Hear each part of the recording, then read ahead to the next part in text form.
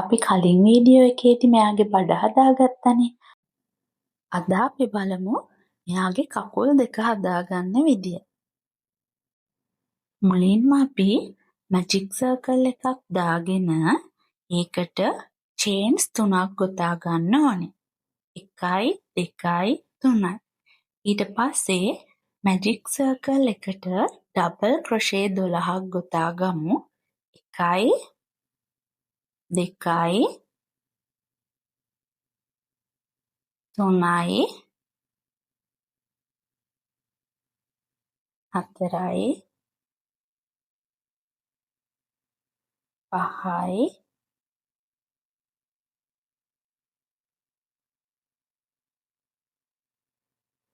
6යි 7යි 8යි 9යි 10යි 11යි 12යි. මේ විදිහට double crochet 12ක් ගොතාගෙන මැජික් ස්ට්‍රිං එකේ ටේල් එක හොඳට ඇදලා තද කරගන්න.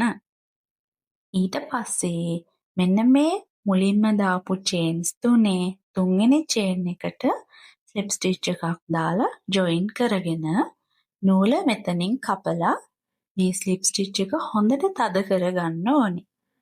මෙන්න මේ වගේ තමයි අපි මෙයාගේ කකුල හදාගන්නේ. හරිම ලේසි. ඔයාලා මේ වගේ කකුල් දෙකක් ගොතා ගන්න. අපි ඊළඟ වීඩියෝ එකෙන් බලමු මෙයාගේ අත් දෙක හදාගන්නේ කොහොමද කියලා.